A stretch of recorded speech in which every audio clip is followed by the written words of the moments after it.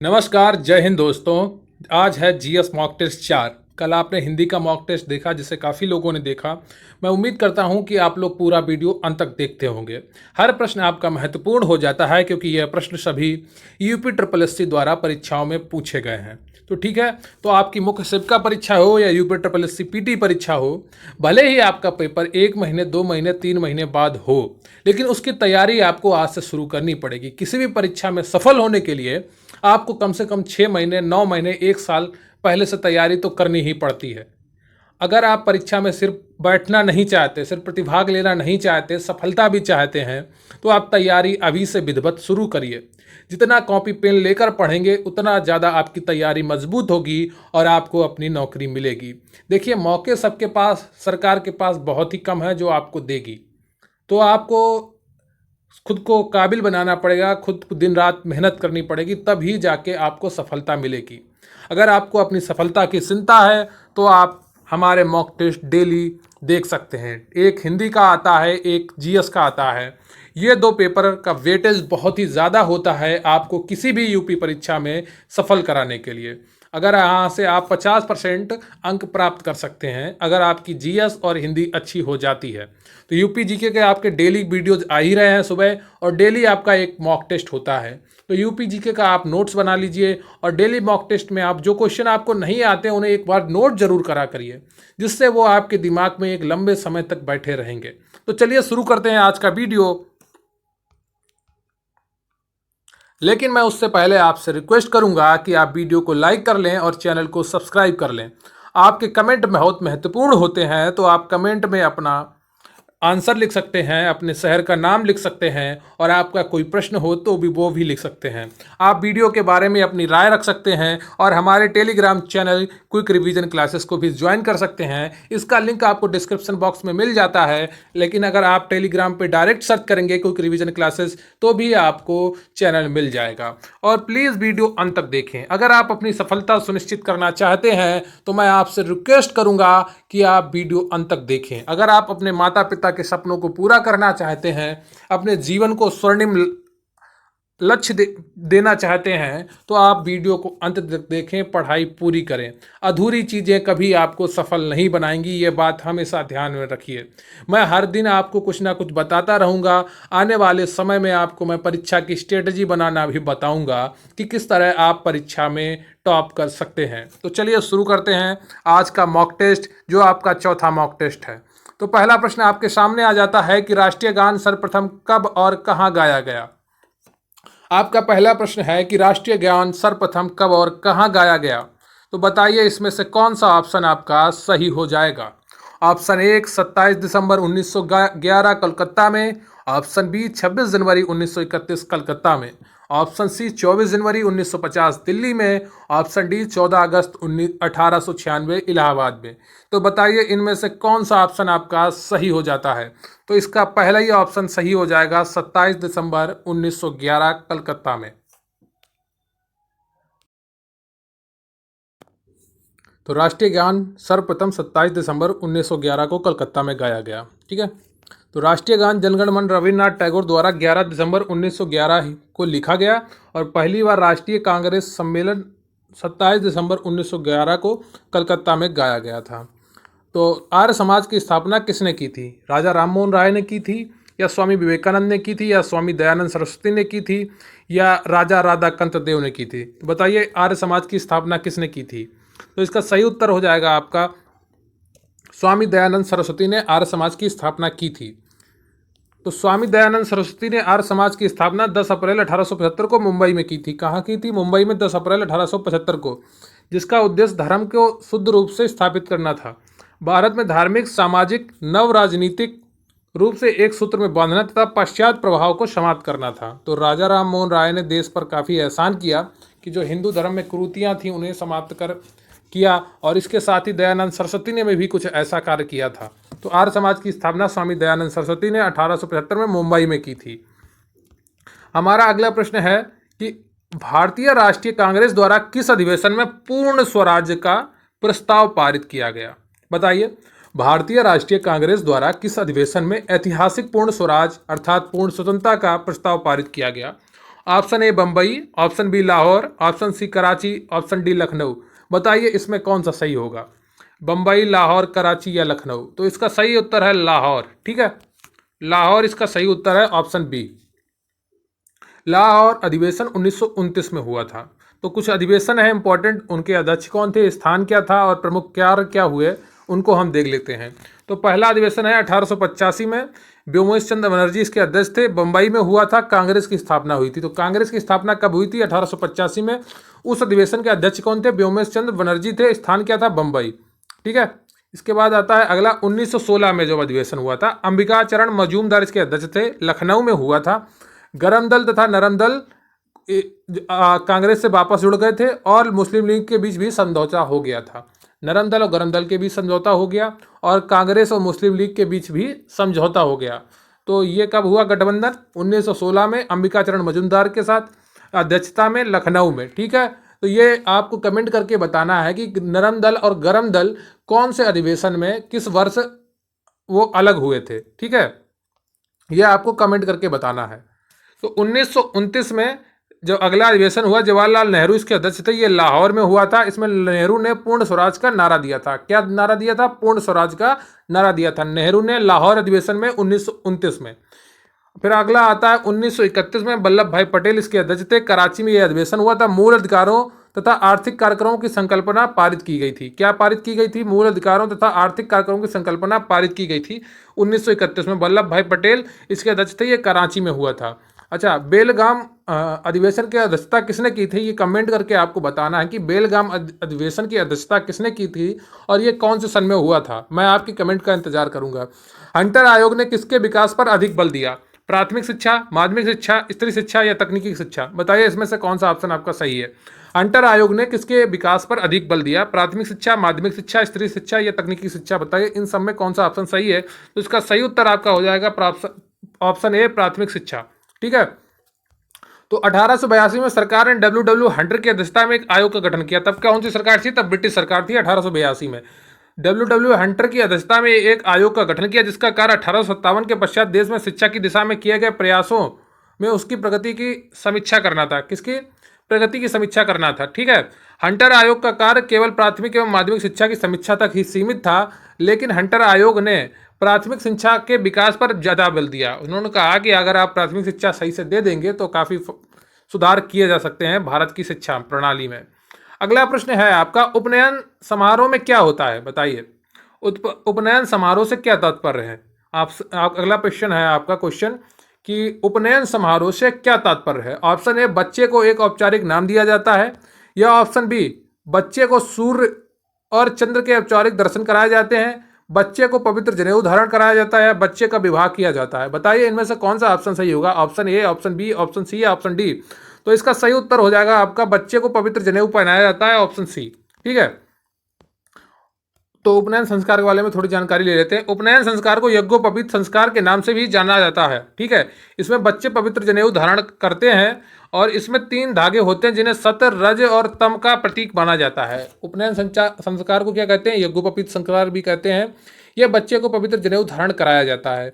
इसमें 3 धागे होते हैं जिन्हें सत, रज और तम कहते हैं। ठीक है, यह उनका प्रतीक माना जाता है।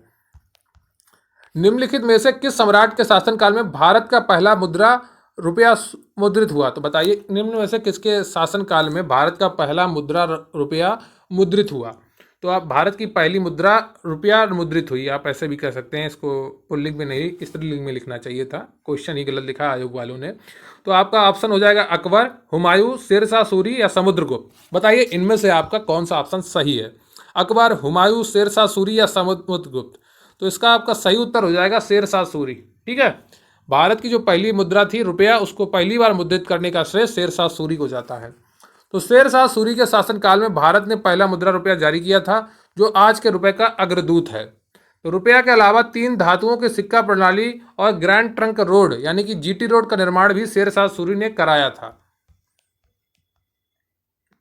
आपका अगला प्रश्न आ जाता है, ऐतिहासिक विक्टोरिया पार्क जिसे अब जंग ए आज़ादी पार्क का नाम दिया है वो कहाँ स्थित है। बताइए ऐतिहासिक विक्टोरिया पार्क जिसे अब जंग ए आज़ादी पार्क का नाम दिया गया है वो कहाँ स्थित है। ए अमृतसर, बी प्रयागराज, सी झांसी, डी मेरठ। बताइए इनमें से कौन सा ऑप्शन आपका सही हो जाएगा। तो इसका सही उत्तर है आपका डी, मेरठ। ऐतिहासिक विक्टोरिया पार्क, जिसे वो जंगे आज़ादी पार्क का नाम दिया है, वो मेरठ में स्थित है। ठीक है, तो यह पार्क उत्तर प्रदेश राज्य के मेरठ जिले में स्थित है, जबकि विक्टोरिया मेमोरियल कोलकाता में स्थित है। विक्टोरिया मेमोरियल कोलकाता में स्थित है, विक्टोरिया पार्क जिसे कहते थे वो मेरठ में था, और बहादुर शाह पार्क बांग्लादेश में स्थित है। ठीक है, आदमी का लालच अपराध का प्रभावी कारण है, ये किसका कथन है? बताइए। यह प्रश्न आपके यूपी SSC आयोग द्वारा पूछा गया है कि आदमी का लालच अपराध का प्रभावी कारण है, यह किसका कथन है? आपके ऑप्शन है महात्मा गांधी, अरस्तु, प्लेटो, इमाइल दुर्खिम। बताइए इनमें से कौन सा आपका ऑप्शन सही हो जाता है? महात्मा गांधी या अरस्तु या प्लेटो या इमाइल दुर्खिम। तो आदमी का लालच अपराध का प्रभावी कारण है, यह आपका प्लेटो ने दिया था। ठीक है, यह कथन प्लेटो ने का है। तो प्लेटो कौन था? प्लेटो यूनान का प्रसिद्ध दार्शनिक था, जो बाद में मौलिक चिंतक के रूप में विख्यात हुआ। प्लेटो को अफलातून के नाम से भी जाना जाता है। प्लेटो सुकरात का शिष्य था और अरस्तु का गुरु था। किसका गुरु था? अरस्तु का गुरु था और सुकरात का शिष्य था। कौन? प्लेटो। अब आ जाते हैं आपके अगले प्रश्न पर। प्रथम विश्व युद्ध कब समाप्त हुआ? बताइए, प्रथम विश्व युद्ध कब समाप्त हुआ? 28 जुलाई 1914, 16 सितंबर 1915, 11 नवंबर 1918 और 22 अप्रैल 1919। बताइए इनमें से कौन सा सही होगा? 28 जुलाई 1914, 16 दिसंबर 1915, 11 नवंबर 1918, 22 अप्रैल 1919। तो इसका सही उत्तर है 11 नवंबर 1918, सॉरी 2000 नहीं, 1918। 11 नवंबर 1918 प्रथम विश्व युद्ध समाप्त हुआ था। तो प्रथम विश्व युद्ध 28 जुलाई 1914 से 11 नवंबर 1918 तक चला था। यह युद्ध मित्र राष्ट्र इंग्लैंड, जापान, संयुक्त राज्य अमेरिका, रूस और फ्रांस के बीच हुआ। धुरी राष्ट्र एक तरफ थे इंग्लैंड, जापान, संयुक्त राज्य अमेरिका, रूस और फ्रांस, ये मित्र राष्ट्र कहलाते थे। दूसरे कहलाते थे धुरी राष्ट्र। इसमें थी जर्मनी, ऑस्ट्रिया, हंगरी और इटली। तो इन दो ग्रुपों के मध्य ये प्रथम विश्व युद्ध लड़ा गया था। अगला प्रश्न आपका आ जाता है, संविधान सभा का प्रथम अधिवेशन कब हुआ था? बताइए, संविधान सभा का प्रथम अधिवेशन कब हुआ था? तो आपका पहला ऑप्शन है 25 दिसंबर 1949, दूसरा है 11 नवंबर 1946 और तीसरा है 26 जनवरी 1949 और चौथा है 9 दिसंबर 1946। बताइए संविधान सभा का प्रथम अधिवेशन कब हुआ था? तो इसका सही ऑप्शन हो जाएगा आपका 9 दिसंबर 1946, ऑप्शन डी। ठीक है,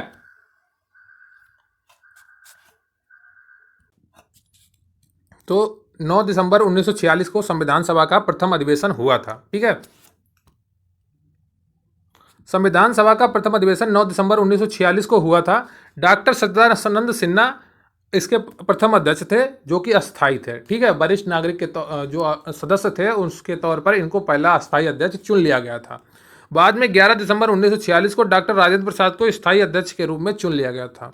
तो प्रथम स्थायी अध्यक्ष डॉक्टर राजेंद्र प्रसाद थे और प्रथम अध्यक्ष डॉक्टर सच्चिदानंद सिन्हा थे, जो कि अस्थायी थे। अगला प्रश्न आपका आ जाता है, त्रिपुरा को कब पूर्ण राज्य का दर्जा दिया गया? अगला प्रश्न आपका आ जाता है, त्रिपुरा को कब पूर्ण राज्य का दर्जा दिया गया? तो option A 1956, option B 1972, option C 1975, option D 1947। बताइए इनमें से कौन सा ऑप्शन आपका सही होगा? तो त्रिपुरा को 1972 में पूर्ण राज्य का दर्जा दिया गया। ऑप्शन बी आपका बिल्कुल सही है। तो त्रिपुरा वर्ष 1972 में पूर्ण राज्य बना। त्रिपुरा का एक उत्तर पूर्वी राज्य है। यह देश का तीसरा सबसे छोटा राज्य है। त्रिपुरा 1 जुलाई 1963 से केंद्र शासित प्रदेश था, जो 21 जनवरी 1972 को पूर्ण राज्य बना दिया गया। त्रिपुरा की राजधानी अगरतला है। तो आपको राज्यों की राजधानी भी याद रखनी है। अगला प्रश्न है आपका राज्यसभा, यहाँ पर राज्य कर लीजिए। ठीक है, राज्य, ये राज्य लिख गया, राज्य कर लीजिए। राज्यसभा के पदेन अध्यक्ष कौन होते हैं? बताइए। ऑप्शन ए राष्ट्रपति, ऑप्शन बी उपराष्ट्रपति, ऑप्शन सी प्रधानमंत्री, ऑप्शन सी डी लोकसभा अध्यक्ष। बताइए इनमें से कौन सा सही ऑप्शन है कि राज्यसभा के पदेन अध्यक्ष कौन होते हैं? तो इसका सही उत्तर हो जाता है उपराष्ट्रपति। जी हाँ, उपराष्ट्रपति राज्यसभा के पदेन अध्यक्ष होते हैं। इनको जो वेतन मिलता है वो राज्यसभा के सभापति के रूप में मिलता है, उपराष्ट्रपति के रूप में नहीं मिलता है। तो अनुच्छेद 63 के अनुसार भारत का एक उपराष्ट्रपति होगा। उपराष्ट्रपति राज्यसभा का पदेन अध्यक्ष होता है, परंतु राज्यसभा का सदस्य नहीं होता है। अतः उपराष्ट्रपति को मत देने का अधिकार नहीं होता है, किंतु सभापति के रूप में निर्णायक मत देने का अधिकार है। आपका अगला प्रश्न आ जाता है कि प्रत्येक 2 वर्ष बाद राज्यसभा के कितने सदस्य गण सेवानिवृत्त हो जाते हैं? बताइए, प्रत्येक 2 वर्ष बाद राज्यसभा के कितने सदस्य सेवानिवृत्त हो जाते हैं, मतलब रिटायर हो जाते हैं। तो option A 1/4, option B 1/2, option C 1/3, option D 1/5। बताइए इनमें से कौन सा सही है। तो इसका सही उत्तर हो जाएगा आपका एग्जैक्टली 1/3। ठीक है। राज्यसभा की संरचना का वर्णन अनुच्छेद 80 के तहत किया गया है। किसके तहत किया गया? अनुच्छेद 80 में राज्यसभा का वर्णन है। वर्तमान में राज्यसभा के कुल सदस्यों की संख्या 245 है। कितनी है? 245 है। इसमें 12 सदस्य भारत के राष्ट्रपति द्वारा मनोनीत होते हैं। इन्हें नामित सदस्य कहा जाता है। अन्य सदस्यों का चुनाव होता है। राज्यसभा में 6 वर्ष के लिए चुने जाते हैं। राज्यसभा जो सदस्य होते हैं वो 6 वर्ष के लिए चुने जाते हैं, जिनमें 1/3 सदस्य प्रत्येक 2 वर्ष में सेवानिवृत्त हो जाते हैं। कितने हो जाते हैं? 2 वर्षों में सेवानिवृत्त हो जाते हैं 1/3। कुल राज्यसभा सदस्यों की संख्या कितनी है? 245 है। 12 राज्यसभा सदस्यों को राष्ट्रपति मनोनीत करता है। ठीक है। तो भारत के प्रधानमंत्री में भारत के संविधान में इनमें से क्या राज्य सूची में सम्मिलित नहीं है? बताइए। पुलिस, कानून और व्यवस्था, जेल, दंड प्रक्रिया संहिता। बताइए इनमें से कौन सा ऑप्शन आपका सही है। भारत के संविधान में इनमें से क्या राज्य की सूची के विषय में सम्मिलित नहीं है? पुलिस, कानून और व्यवस्था, जेल, दंड प्रक्रिया संहिता। तो इसका सही उत्तर हो जाएगा दंड प्रक्रिया संहिता, ऑप्शन डी। ठीक है। तो पुलिस, कानून एवं व्यवस्था तथा जेल राज्य सूची के विषय हैं। ठीक है। पुलिस, कानून एवं व्यवस्था और जेल राज्य सूची के विषय हैं, जबकि दंड प्रक्रिया संहिता समवर्ती सूची का विषय है। ठीक है। संविधान की 7वीं अनुसूची में संघ एवं राज्य के मध्य विषयों का बंटवारा किया गया है। इसमें 3 सूचियां हैं: संघ सूची, राज्य सूची, समवर्ती सूची। समवर्ती सूची को ऑस्ट्रेलिया के संविधान से लिया गया है। आपका अगला प्रश्न आ जाता है, विश्व का सबसे ऊंचा झरना कहाँ स्थित है? कनाडा में, गुयाना में, वेनेजुएला में, ऑस्ट्रेलिया में। बताइए इनमें से कौन सा ऑप्शन सही होगा। तो कनाडा, विश्व का सबसे ऊंचा झरना वेनेजुएला में स्थित है। विश्व का सबसे ऊंचा झरना एंजलिस है। झरना कैनाइमा राष्ट्रीय उद्यान वोलीबर वेनेजुएला में है। इसकी ऊंचाई 979 मीटर है। कितनी है? 979, लगभग 1 किलोमीटर ऊंचा है। भाई साहब, पानी कितना तगड़ा गिरता होगा। तो रेडियो तरंग के संचरण के लिए प्रयुक्त वायुमंडल का कौन सा स्तर है? बताइए रेडियो तरंग के संचरण के लिए जो वायुमंडल का स्तर प्रयुक्त होता है वह कौन सा है? तो वर्णमंडल है, क्षोभ मंडल है, आयन मंडल है या समताप मंडल है? तो इसका सही उत्तर हो जाएगा आयन मंडल। वीडियो अंत तक देखिएगा, हर प्रश्न महत्वपूर्ण है। ये सभी प्रश्न परीक्षा में पूछे गए हैं। आधा वीडियो छोड़कर मत भागिएगा। अपने आप को एकाग्र बनाइए, फोकस अपना बढ़ाइए, ताकि आप 15, 20, 25 मिनट, 30 मिनट लगातार पढ़ाई कर सकें। अगर आप 10 मिनट में, 15 मिनट में, 5 मिनट में थक जाते हैं पढ़कर, तो यकीन मानिए आप अभी बहुत ही पीछे हैं पढ़ाई में।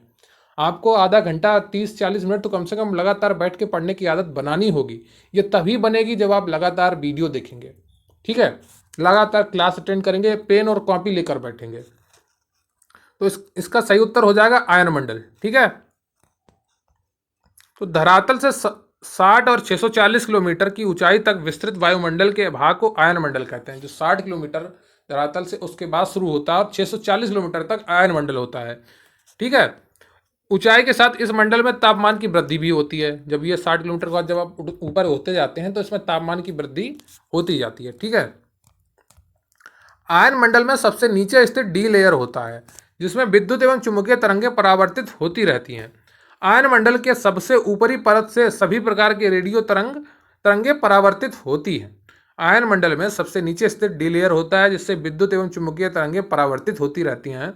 आयन मंडल के सबसे ऊपरी परत से सभी प्रकार की रेडियो तरंगें परावर्तित होती रहे।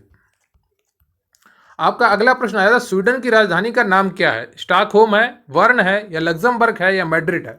बताइए 17वें क्वेश्चन का आंसर क्या होगा। स्वीडन की राजधानी का नाम क्या है?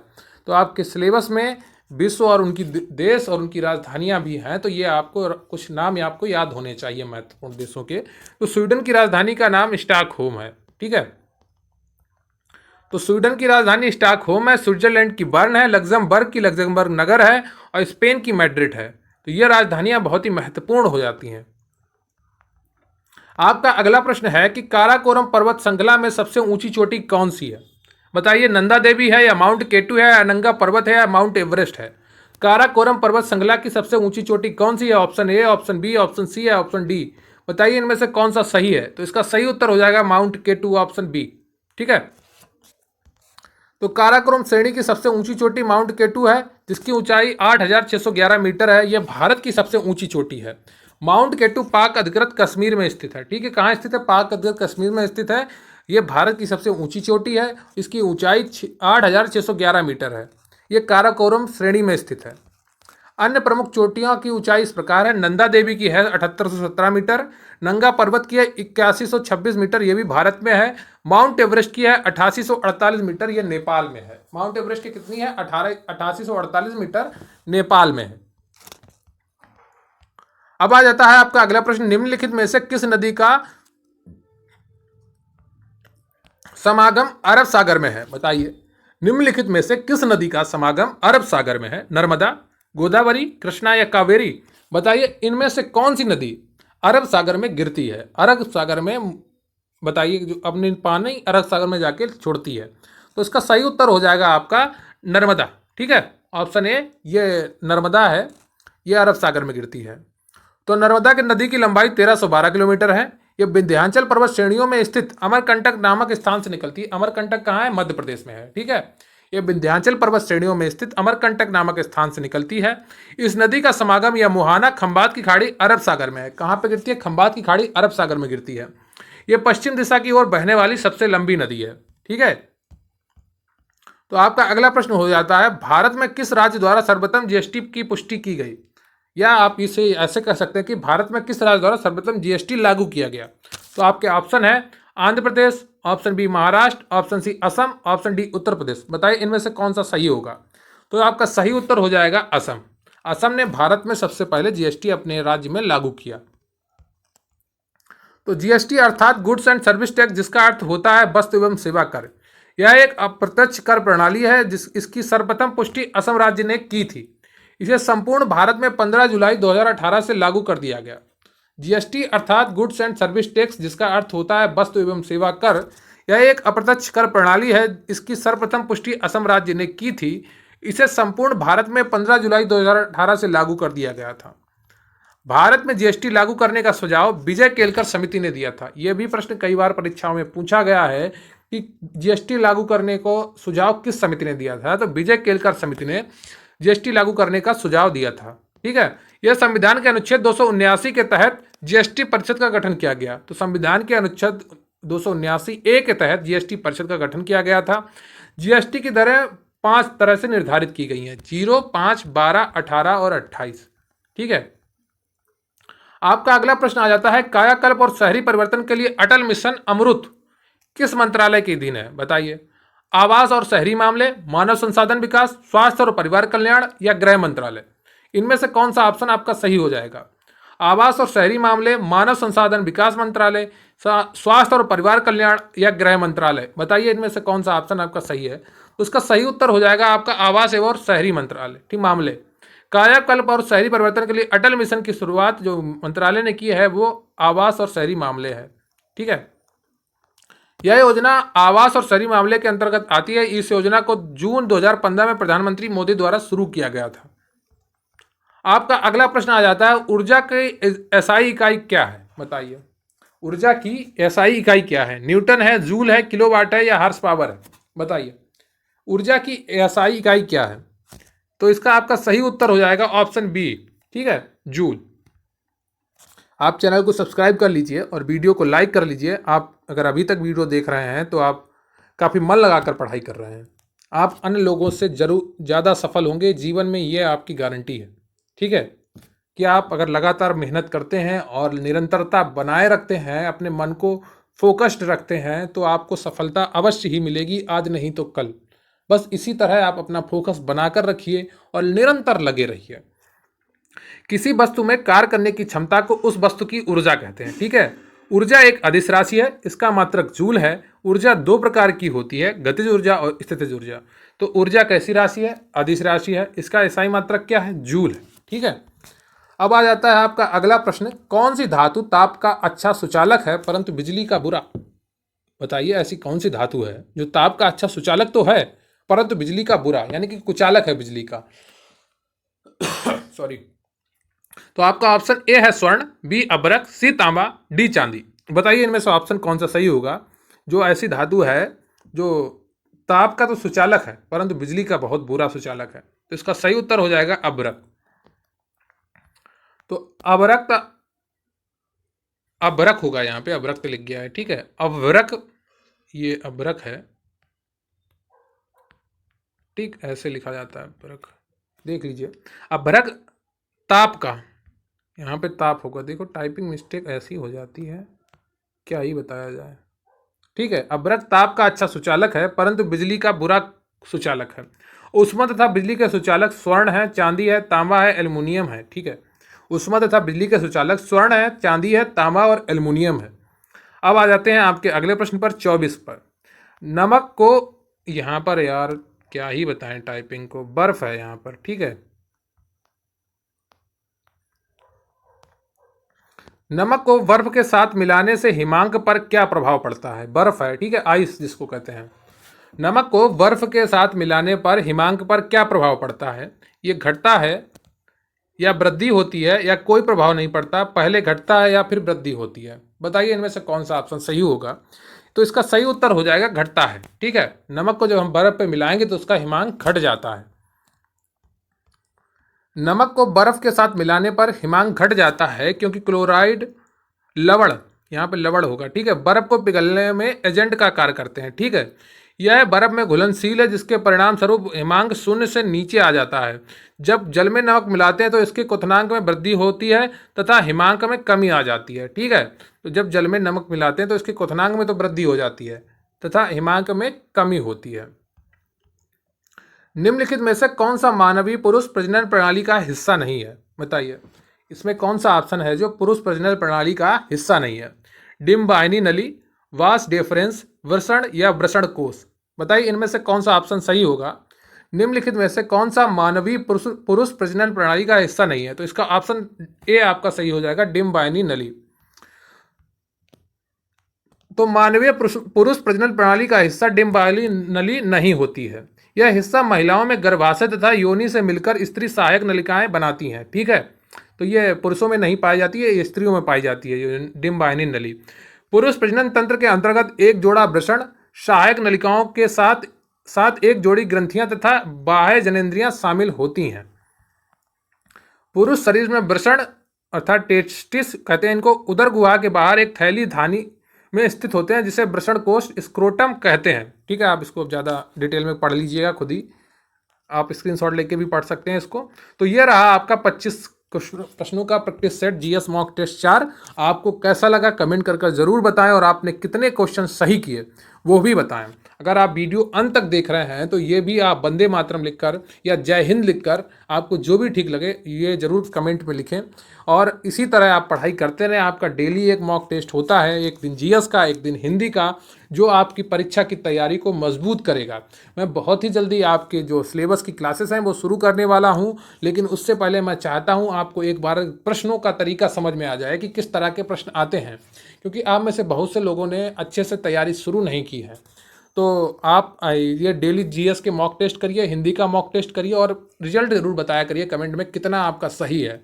और आपकी कमेंट बहुत महत्वपूर्ण होते हैं। चैनल को सब्सक्राइब कर लीजिए और हो सके तो अपने 5 दोस्तों से सब्सक्राइब करवा दीजिए चैनल। मैं बस आपसे 5 सब्सक्राइबर मांग रहा हूं और कुछ नहीं मांग रहा हूं। मैं काफ़ी मेहनत करता हूं आपके लिए, तो आपको अच्छा लगे तो आप इतना कर सकते हैं। बाकी जय हिंद, जय भारत, बहुत बहुत धन्यवाद आपका।